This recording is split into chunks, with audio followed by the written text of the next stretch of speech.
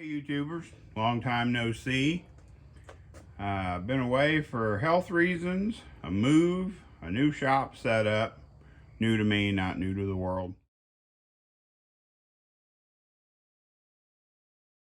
Back on the groove here, going to try to get this Blazer back running little by little. During its, 2 to 3 year hiatus, apparently it got mad at me for starting it and not getting it on the road too many times because the fuel pump just quit working. I don't think I made a video about it previously, but I've gone through all the troubleshooting, making sure I got power back here, making sure I got ground back here, making sure there was no problems, in the wiring. Beat on the tank, did all the little, shade tree tricks to try to see if I can get the pump to make noise. I couldn't even get this pump to do anything. I don't know how much of this I'm going to get videoed or get in the can, but what I wanted to show you is I went ahead and undid my 2 wiring connections, got my I guess that's my vent hose that goes up to the filler neck disconnected. I do not have the secondary tank vent hooked up because I have converted this to a vented gas cap setup. All my extra vacuum that is created from the electric fuel pump, pulling fuel, using fuel, and needing air is drawn in through the cap, not from the little tiny, let me point to it. Ooh, I think I kicked you guys. Hope nobody fell. But check this out real quick. Go down a little bit, zoom in. Zoom in, Jeff. There we go. This would normally go to a vent or like hook up to one of those charcoal canisters or evap canisters or whatever. That would normally be your vent on this hanger assembly. But I didn't want to run it all the way to the front. I didn't have any kind of small filter, what they call those, centered bronze filters to put on here. So I basically converted the cap to be the vented style, so at least I stopped pulling a vacuum on my gas tank. If you run into that same scenario where you have a non-vented fuel tank or fuel cell setup, it will actually pull a vacuum, and when you go to take off your gas cap, it'll make a hissing sound like it's pressure. Like you've built up a bunch of pressure and you're like, ooh, wow, there's a bunch of pressure in there. 9 times out of 10, that's not pressure trying to get out. That is a vacuum that your pump has created in your fuel cell or in your fuel tank that's actually hurting the pump, because the more vacuum that it creates, the harder it has to work to try to move or push or pump the fuel. So lesson learned on that one, guys. Went ahead and got that all vacuumed off with the shop vac, got it pulled out, and here's the first thing I noticed. Well, second thing. The first thing I noticed is that I did verify that there was gas in the tank, because just as you start tearing into pulling your hanger assembly out to check your pump, you start having this sinking feeling in your heart that this thing did have gas in it, right? Because the gas gauge, just because the gas gauge says it has fuel, sometimes doesn't always mean it has fuel. But yes, it has over half a tank of gas in it, so not having fuel was not why it wouldn't come on and make pressure. But if you guys look, there's my main weather pack connector we installed for the pump. Look what's hanging out. The seal failed on that weather pack. So that's probably what caused this pump to not work. It's definitely not made to do that. So what I might do is take this over to the workbench, pull this apart, and do some testing to see if this motor's dead or not. I don't know. All right, guys, I got it moved over to the porting bench. I shop backed this off as best I could, but there's still, I don't know, like little residue. So I went ahead and put down some of the ever popular cheap poor man's mat So anyway, I just don't know for sure why that would have failed. Because you know what I mean? When we built this weather pack in the beginning, ooh, look at that. Hold on. Oh, it's definitely got gas in it. Well, it's got a lot of debris, a lot of white, cakey, you know, kind of like that crap that builds up in carburetors. That thing definitely failed. But did it fail because of a mechanical problem? Like, did it fail when we snapped it together and it pushed itself out over time? Or did the... What I'm wondering is if the fuel that we were running somehow swole up this seal and made it force its way out of the connection, maybe? I don't know. But now I'm worried about this. I'm worried about this type of connector. Like, even if I go get another seal, rubber seal for this weather pack, is that going to hold up to the fuel that we're running, especially when I try to run the E85? I don't know. That's very interesting. I don't have any answers yet. The fuel filter looks, I mean, it's still flowable, but it's got a lot of black residue in it, which you see a lot. I hope that new pump comes with a filter, because I know when we first went to this 525 Walbro, we had a little bit of trouble. We had to order another filter because it didn't take the same bottom filter as like a regular, like, I don't know, like a Walbro 255 or something. It had a different kind of setup. I do know on this side, originally, when I set up my fuel system on the Blazer, this section of hose was the only piece of hose that was not E85 rated, supposed to be E85 safe, because we always had it on the back burner or in our minds. Eventually, we want to try to run, or I wanted to run straight E85 on this turbo setup, but I wanted to start out on pump gas just to kind of get it going and kind of start working the tune out, and ordered the Eaton Dash 6, Eaton line, and all those fittings to go feed and return Dash 6 to the factory truck rail. Of course, we had these little adapters on this side that went from the factory hard line to the Dash 6. This, I'm pretty sure the tank and the hanger assembly are from like a 1993 GMC Typhoon setup. I'm pretty sure. I don't want to bet on that with $1 million, but I'd probably bet $5 on it.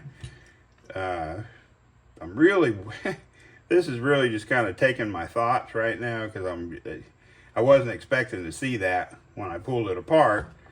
I do have in my toolbox over there, I'll show it to you in a minute, a section of, they made me buy a whole foot of it, so I have some specific E85 hose to replace this inside the tank, so that'll be remedied anyway. So let me go grab some parts. All right, guys, let me back up a little bit so we can see some more stuffs. We'll get back to you, buddy. Take a break. So here we go. I bought this, I think it's Red Horse brand. I bought it, oh my God, a couple of years ago at Star Performance over in Lenexa, Kansas. They had it, gosh, I think they must have gave me 2 feet. They had it on sale, so I tried to buy some. They said, oh, you got to buy it by the foot. So I think he charged me for a foot and gave me 2, because this looks like a heck of a lot more than a foot. But this is your 3/8, which is Dash 6, and it says, okay, everybody witness with me just in case this fails, E85 compatible, 300 PSI max. All right, so we got the hose, that little piece. Had to buy all that just to replace a 2.5-inch piece of hose. I realized I never opened my new pump, so we'll all be amazed. Let's see what we got in here. What? No stickers? Alright. Alright. Ooh, it does come with an installation kit. Hey, we're winning already. Oops, there's a business card. Who are you? JDTRacing.com. I don't know. I haven't used the pump yet, but if you want to go to their, I'm pretty sure I got this off eBay. JDTRacing.com is where I got this new 535 pump from. That's kind of cool. There's my receipt, I guess. See what we got in our kit. Now some more of that non-E85 rated hose. The same stuff we used first time.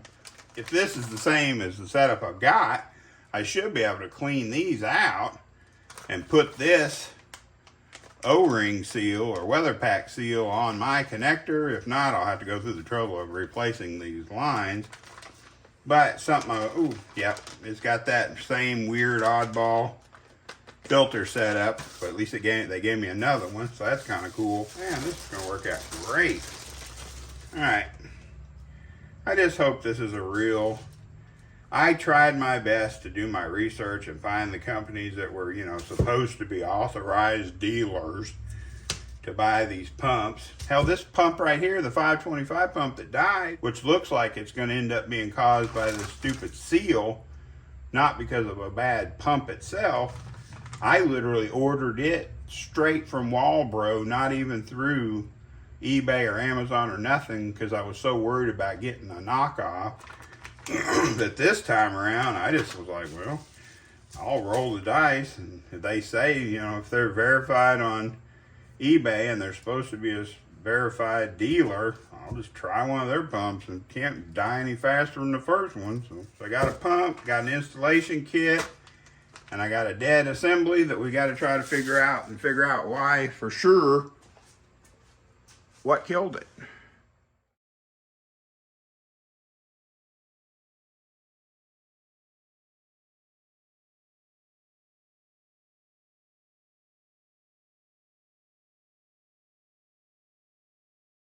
Okay guys, new day, new perspective.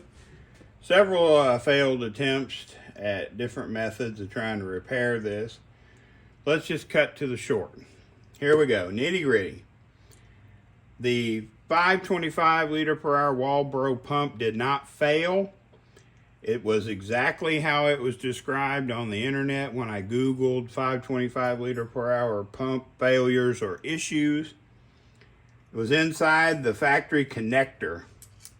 This connector transfers through via 4 small pins to your sending unit, power and ground for your pump. It burned up one of the pins. One of the 4 pins and the plug-in completely melted inside of there, but I don't for sure know why. So, with no availability on bulkhead connectors, what I decided to do was even though I know the 525 liter per hour pump works great, I bench tested it, it sounds smooth as silk. I went ahead and installed the new version 2 535 liter per hour pump, the new weather pack connectors with it, new weather pack seal, use these new wires, where I go from the wires that were sent with the pump to the larger, what looks to me to be larger factory wiring harness. Everything is double heat shielded, goes through protection grommets through the top hat of the hanger, comes through and then connects to the weather pack out here. I hate, and I mean I hate, that I have to have a splice here and a splice here, but without being able to de-pin either end of the harness, I was kind of stuck. So, I just went ahead and did what I had to do to get it put back together. I was really kind of happy because now I can save that other 525 liter per hour pump. I'm going to eventually put in a dual pump setup. From what I understand, the 535 liter per hour pump doesn't have a check valve in it, so you would want to run it as your primary pump. And then the 525 liter per hour pump does have a pressure check valve in it. You run it as your alternate or your secondary pump that comes on at a predetermined boost. But right now I'm not worried about that. I wanted to point out I went with the 535 liter per hour pump, all new wiring and connectors. I did swap out this, I call it the intermediate hose, between the hanger assembly and the pump itself. This is a 100% E85 rated hose. I've got it clamped with new clamps. I did go ahead and put the new clean filter on it. That's what I've done to get my assembly back together. It's now currently ready to be reinstalled in the vehicle. Fingers crossed we can get that thing get that thing installed and maybe get this thing fired up. I mean, you know, anything's possible. I got the whole assembly installed. Everything is as it should be. So now let's try to hook up a battery, make sure we have all our fuses in place up front, and let's see if this thing makes some noise. Wah, wah, wah. Well, she didn't start. She's still doing the same thing she was doing before. Not gonna give up on it, but I just wanted to be able to, you know, give you an honest ending to this. I know the fuel pump is good. I know the wiring at the pump, the internal harness, all the way to the harness is good.